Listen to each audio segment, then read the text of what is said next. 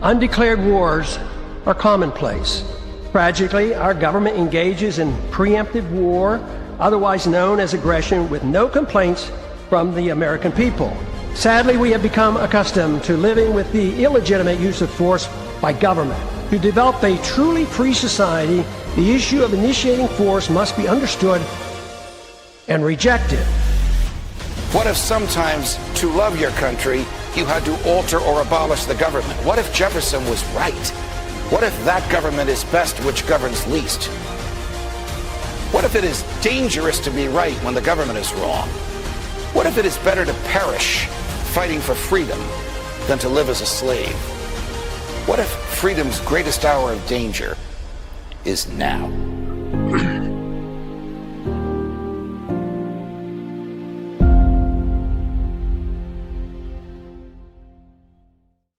Hi, everyone. Judge Andrew Napolitano here for Judging Freedom. Today is Friday, January 16th, 2026. It's our favorite time of the day. It's our favorite day of the week.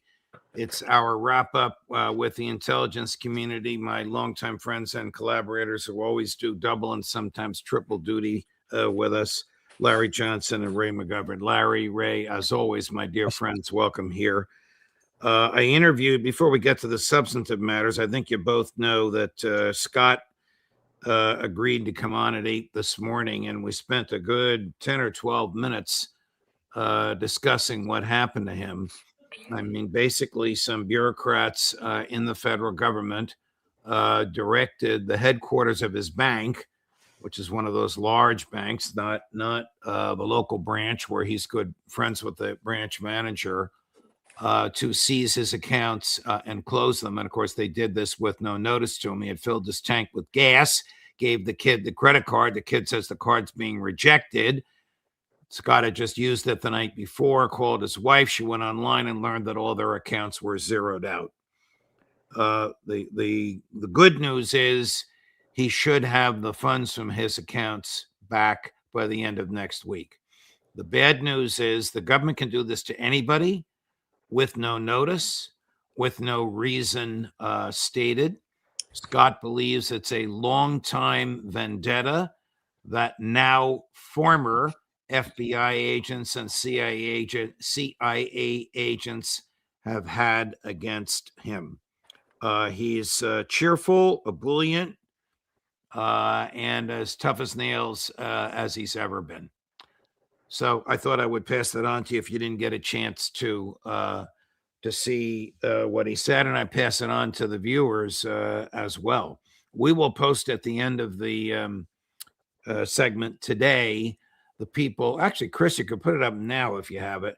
The people that Scott wants viewers to call. Paul Tonko is Scott's member of Congress. Everybody knows who Kash Patel is. Scott believes that there is an active duty FBI agent involved in this as well. And Bruce Van Saun, whom I don't know or know of, is the chair and CEO of the holding company of the bank that did this to him.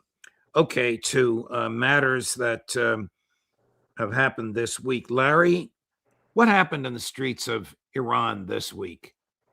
Well, the failure of a joint CIA-Mossad operation that was kicked off on December 28th when Volodymyr Zelensky was meeting with Donald Trump.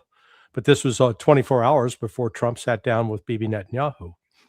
The intelligence agencies, I believe, had concocted a crash of the Iranian currency, knowing that would ignite protests against the government. And people say, oh, the CIA couldn't do that. Well, hell, George Soros did it to the UK a few years back. So if one guy like Soros can do it to an economy the size of the Brits, you bet your bottom dollar that the intelligence community, with the backing of the U.S. Treasury, can actually do it to Iran. They did. It ignited protests. But at the same time, the Western narrative was, oh, this was just organic. These are people rising up against the oppression of the mullahs. Nonsense. Because they had pre-positioned Starlink terminals, courtesy of Elon Musk. Those terminals didn't just fall from the sky like manna from heaven. No, these were purchased through the intelligence community, and they were distributed through intelligence networks to individuals inside Iran. You got a variety of groups. You got Kurds, you got the Mujahideen al-Khalq, you got a bunch of Baluchis, you got others, Azeris. So they found individuals that are opposed to the government. They were able to funnel them these machines and provide weapons and ammunition and money. And then they coordinated the attacks. That continued until about late last Thursday, early Friday morning, Iran time, when they finally got on top of it with the assistance of Russia's electronic warfare.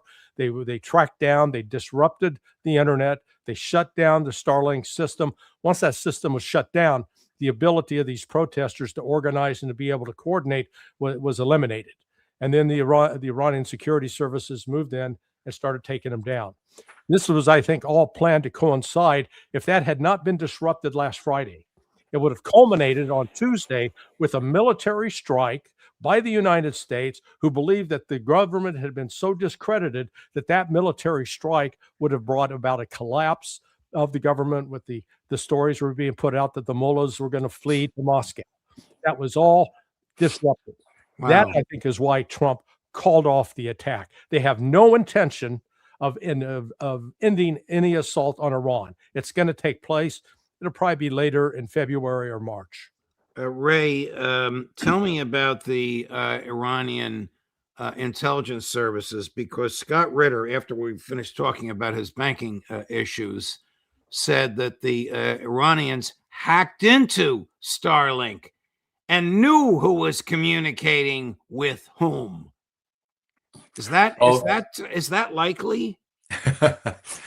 Scott knows a lot more about these things than I do, but it's entirely possible. The Iranians are not slow, okay? They're really smart people. Now, they might have had help from the Russians or even from the Chinese, but Larry's tale about Starlink, and all of a sudden, Starlink fails. That's amazing, you know? And why Trump called it off? He might also have been told by the military that, you know, we have no air defense really worth its salt to protect all the thousands of airmen and soldiers we have in the Middle East and our bases. And, you know, by the way, Israel can't do it either. That golden dome or gray dome or whatever kind of dome, it didn't work. Remember last time it didn't work in June? Okay. So the other thing is this. What Larry has just said has been confirmed by none other than David Ignatius, Windsock Supreme. Right. Exactly. Tell the audience what you mean. We know who David Ignatius is by Windsock Supreme. Well, exactly 6 days ago, he said, we got to go. We're going to go. We're going to take care of these Iranians, and everything is a go. And it was in the Washington Post, his favorite. Well, that's and you know, he's not only a windsock, he's very well plugged in, not only to the powers that be, but of course for the CIA. Today, no, we're going to go with soft power. Today, it's the same op-ed, maybe op-ed page. I wrote a tweet about it. This one, he says, look, we're going to transition from hard power to soft power. And, you know, maybe, my comment, maybe he learned what hypersonic means. Maybe he and others in the deep state told Trump, you know, okay, Israel's going to be obliterated, to use your term, Mr. Trump. And not only that, but our forces in there, we're not really ready for this. So let's at least postpone that. Windsock, David Ignatius has that today, 180 degrees about what he had just a short 6 days ago. So Larry, you're not a windsock. You have the facts, but it's nice to have confirmation of a kind by Windsock Ignatius. Here is a member of the United States Senate. The poor soul, I feel sorry for him. He is brokenhearted that the United States did not bomb Iran. Again, watch this poor character, Chris, number 13. There are a lot of headlines out there that are, in my view, not accurate. President Trump's resolve is not the question. The question is, when we do an operation like this, should it be bigger or smaller? I'm in the camp of bigger. Time will tell. I'm hopeful and optimistic that the regime days are numbered. Larry? Well, I mean, this is absurd, really. yeah. Well, let me. I've actually got a source who's been involved with U.S. air operations. Now, let me. This is how the U.S. military is viewing the possibility of Iran launching missiles. Quote: "Well, we're going to shred their targeting systems. Sure, they'll be able to get a ton of manure in the air, and some might get past our first and second defense layers, but we won't care. Their manure will go haywire as soon as it gets across the water and bite the dust. The problem for Iran isn't their ability to launch stuff. Their problem is the last 30 seconds of flight, we kicked their ass in being able to finish the job." I raise this just to point out that there is this attitude and this belief that is resplendent throughout the U.S. military community, all the way up to Pete Hegseth, down to junior officers. This is what the vast, vast majority believe. They didn't learn anything from what happened in June. They've convinced themselves that they've got this, that we can stop Iran, but we can't stop the damn Russians in Ukraine. But by God, we're going to stop Iran. And so the notion that this thing is over, and as you see with Lindsey Graham, we don't have a single politician of any stature that's standing up and saying, "No, Mr. President, we do not need to attack Iran. Iran is not our enemy. Iran is not the foundation of terrorism. Iran is not a bunch of Islamic extremists like the Sunnis." No, but that's not being said. Instead, we get this narrative that Iran's killed thousands of Americans, which they have not, that Iran hates all Christians and Jews. The oldest Jewish community in the world outside of Jerusalem resides in Tehran today. So we're piled with lie upon lie upon lie. And so right now they're pretending, oh yeah, we're going to talk. Hell no.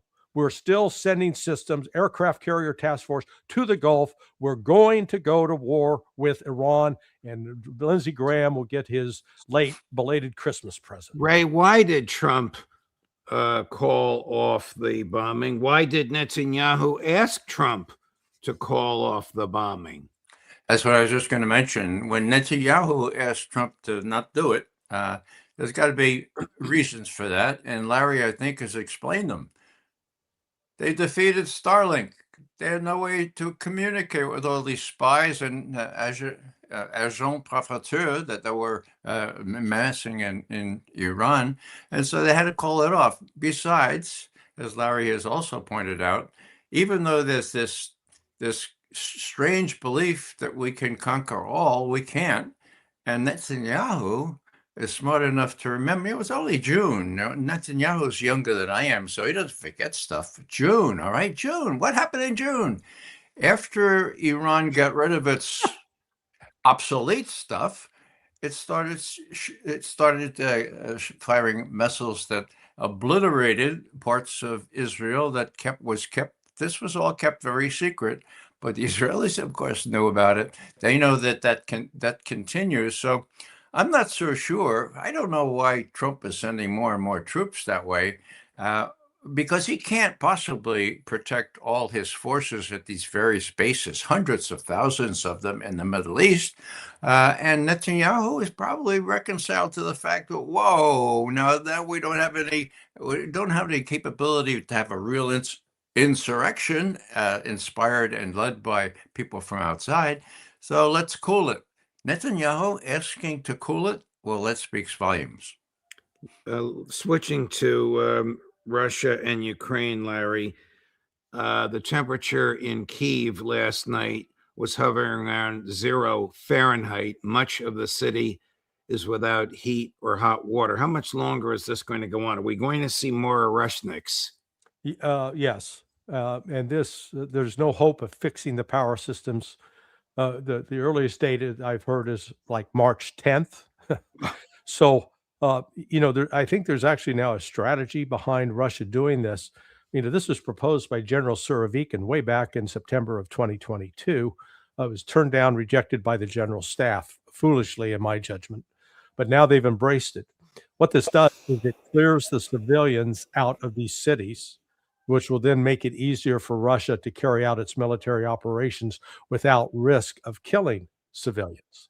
So that's the primary purpose. They have now effectively turned out the lights across Ukraine, from Lviv to Kiev to Dnipropetrovsk, Zaporizhia, Kherson, Kharkiv. The lights are off. It's the same in Sumy, Poltava. So this coincides with Vladimir Putin has made a significant, substantial change in Russia's negotiating position. He announced it yesterday. And basically it is NATO has got to go back to the 1991 borders. Ooh. Yes.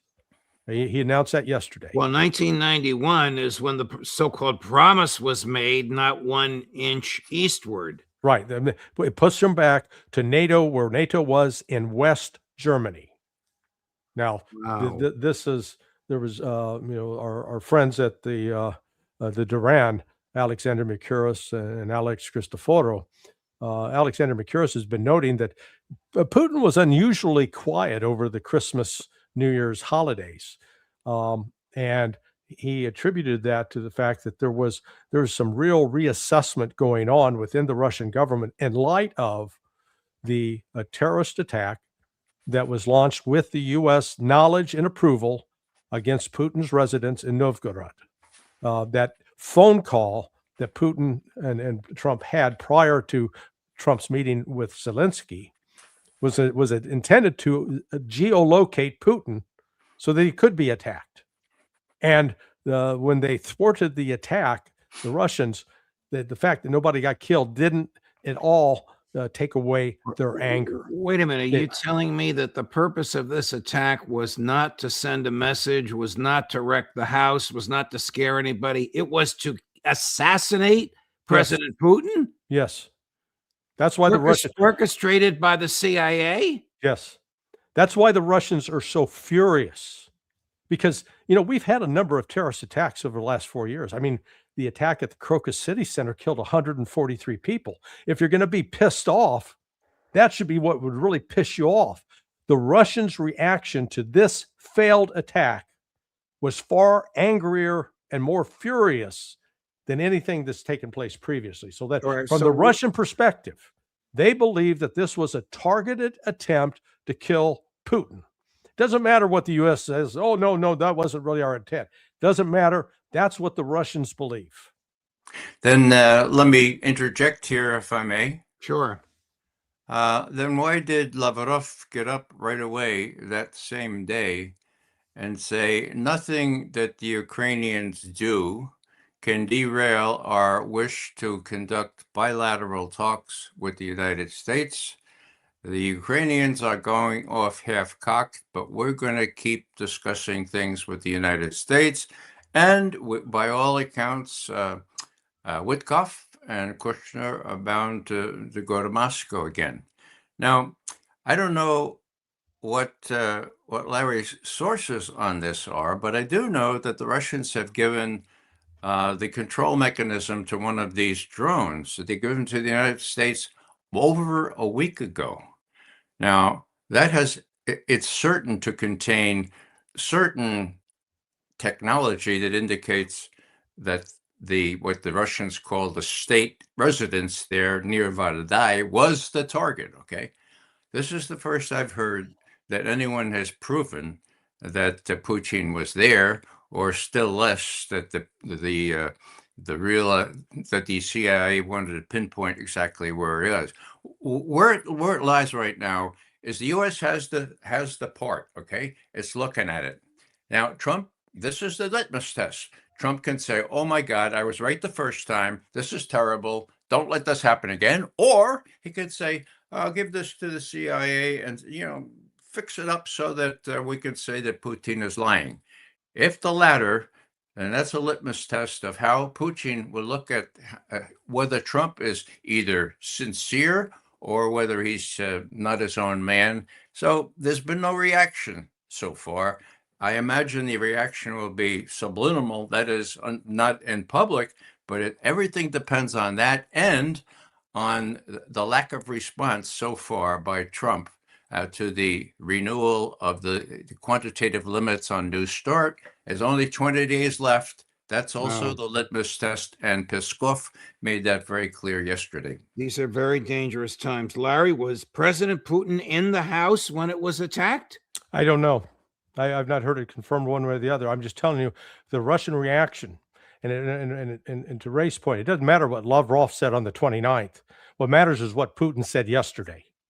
Putin said yesterday, very clear, that this is that the root causes of pushing NATO not just back to Poland and Romania, completely back to the conditions that existed when the Soviet Union collapsed in 1991. That means West Germany. He was adamant about that in his remarks, where he addressed a number of new diplomats that had arrived in Moscow, and so that marks a significant change in Russia's policy. And I'm sure Putin will deliver that message politely to Steve Witkoff and Jared Kushner, who they have no power, they have no clout. They can go back and tell Donald Trump whatever he wants. The fact of the matter is, from the Russians' perspective, they view that what happened on the 28th of December as an attempt to kill Putin. That's why they were angry about it. Ray, Larry, let me ask you, Ray, if Larry is right, then this war is insoluble by negotiation.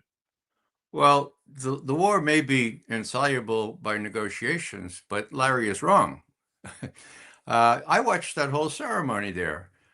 When the discussion goes back to 1991 or whatever, that's in the Russian draft treaty that they presented to the West and to NATO in December of 2021. I mean, that's what you say to people giving their credentials for the first time, 32 of them, to the Russian president. You say, this is what's going to happen. You can't make me believe that the Russians expect, in addition to winning Ukraine, that they expect the other things to go back into their orbit and out of NATO, not anytime soon. So it's rhetoric when you're talking to people presenting their credentials. You shouldn't be taken at face value, and no matter what Alexander and Alex say. Well, Ray, I'm not wrong on this, and I'll tell you why. Because it was in the last week that you've had President Donald Trump, Stephen Miller, Marco Rubio basically said, international law, we wipe our ass with it. International law no longer rules. It's who's the biggest, baddest, and toughest. Now that's and the Russians have taken that on board. They recognize there is no agreement that the United States is going to respect. They've already got a track record of the United States walking away from the ABM, from the International Nuclear Forces Agreement. And despite Russia's attempts to say, hey, let's keep New START going, they recognize that the United States now, based upon what Trump has said and done, remember, he went into a sovereign country and kidnapped a leader because there is no international law or rule that he will abide by. Yeah, Larry, this is not news. Putin is not naive. He's watched the U.S. do this. The question is, how will he react? And a friend of mine, Michael Brenner, a professor at the University of Pittsburgh, put it this way: in all likelihood, there lurks in the back of Putin's mind the dread fear that an unhinged Trump, roiling in the coils of his twisted psyche, could do something truly insane that endangers us all. Keeping company with him, however tenuous, is seen as mitigating that risk by ensuring that Trump doesn't disconnect totally from reality. So what I'm saying here is, yeah, they may be furious. Yeah, they will. This is terrible. They may have really extreme rhetoric, like going back to 1991, but they're going to keep calm, cool, and collected. They're not going to do anything rash. They're going to chip away at what's going on in Ukraine and win, whether or not there's a negotiated settlement or not. But news that Trump is going off half-cocked, that's old news. They don't expect anything special from the Russians just because the Ukrainians have targeted their presidential palace. So, Larry, why would Putin waste his time meeting with Witkoff and Kushner?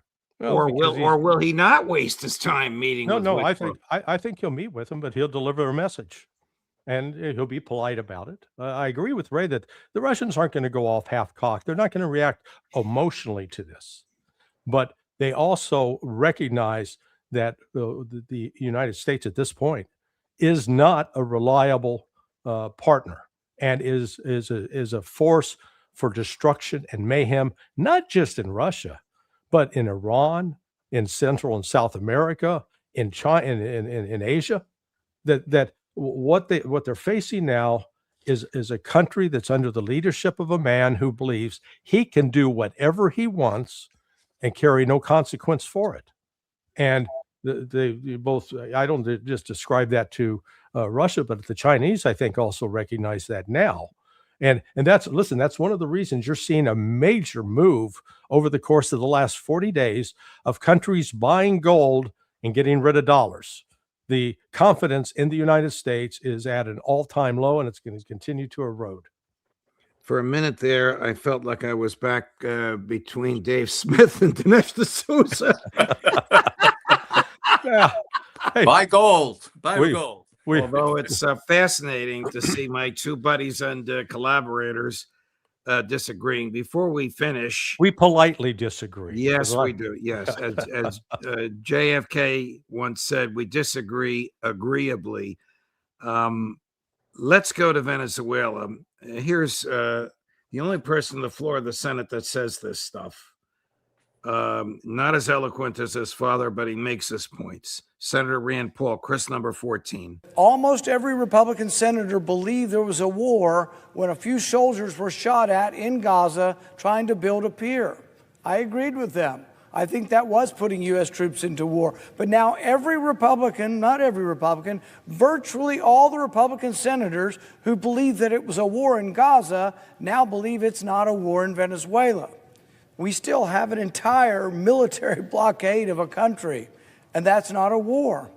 The blockade is said to be, we're going to control the ships and we're going to sell the oil and then we're going to run. We're in charge. It's our oil. We're going to be in charge of Venezuela. But that sounds to me like a military blockade, a long-term military blockade, and I don't know how we argue that that's not war. The American people are sick and tired of their elected officials disregarding the Constitution when their party is in power and then becoming ardent defenders of the Constitution when the opposing party is in power. Both parties, really frankly, have been guilty of hypocrisy on this. He's very courageous in terms of having to live with Republican leadership, but to get down to some recent events, Ray, why was the first American official to meet with Delcy Rodriguez, the interim president of Venezuela, not Vice President Vance, not Secretary Rubio, but CIA Director Ratcliffe? Wow. Tells you something, doesn't it? You don't have to be a super analyst to figure that one out. The whole thing, if I look at it from Moscow's perspective, this is a Vietnam possibility for Trump. Now, if he follows through with this thing, and how can he not? He's going to get immersed in what LBJ tried to avoid but couldn't by the same people in the deep state that were running LBJ. So you get John Ratcliffe, whose men and women have done the deed. You get him to meet first with the acting vice president. That speaks volumes. Thanks for selecting that out. Wow, Larry. Oh, look, the gaslighting. Tulsi Gabbard has disappeared into the woodwork. Yeah, no, the gaslighting that's going on about this. For instance, I mistakenly believed at the outset that oil played a major factor in it, but then I actually finally, got off my ass and looked at the actual numbers. out of 45 million barrels per day that are produced globally by OPEC and non-OPEC countries, Venezuela accounts for 700,000 barrels per day. Okay, that it's a fraction of the total global production. So it doesn't produce enough to move the needle anywhere. What does Trump know what he's talking about when he says, as a result of the oil he's stealing from Venezuela, it's going to go down to $50 a barrel? No, absolutely not. In fact, the production costs of Venezuelan oil, I think, are something like $70 a barrel. Just to get it out of the ground and refine it. Yeah, because it's not like Jed Clampett in the Beverly Hillbillies where he fired a shotgun in the ground and up comes the bubbling crude. No, this is like peanut butter in a coffee mug. Try to suck the peanut butter out with a straw. Good luck. Wow. So why did he do it? No, I think seriously it was to benefit financially Paul Singer. Paul Singer required a Citgo at a fire sale. Yeah, and he gets up to $12 billion. But for the life of me, Ray, I'm with you, Ray. I am puzzled because the oil numbers don't make sense unless he was lied to, and he believes the lies. That's possible, I suppose. Well, he certainly didn't do it as a law enforcement mechanism because the indictment of Maduro is so full of holes that it would flunk a first-year law school exam. Yeah. Wow. All right, guys, we're going to go. Thank you very much. Much appreciated. I feel so badly for Lindsey Graham that he's going to have a miserable week. Me too. Yeah. Here's the folks you can communicate with if you want to express your anger about what the government ordered them to do, not Congressman Tonko. He really has nothing to do with this, but he should be sticking up for Scott, his constituent. Ordered them to do to Scott. Paul Tonko, Scott's congressman, Kash Patel, who's the director of the FBI, and Bruce Van Saun, who's the chair of the bank, who accepted orders from the government, which, according to Scott, may very well have come from a computer rather than a human being. And yet that bank, Citizens Bank, a huge bank here on the East Coast, complied. Gentlemen, thank you very much. I'll talk with my friend Pam Bondi as well. Please give her a piece of our mind. Thank you, guys. Have a great weekend. We'll see you both on Monday morning. All the best. Bye. Stay warm. Stay warm. We're in the single digits up here in New Jersey. Down here in North Carolina as well. Wow. Thank you, guys. All the best. Thank you. Thank you. And of course, on Monday, we will have for you Alistair Crook at 8 in the morning, Ray McGovern at 10, Larry Johnson at 11:30, and one or two of your regulars in the afternoon. Thank you for watching. Have a great weekend. Judge Napolitano for Judging Freedom.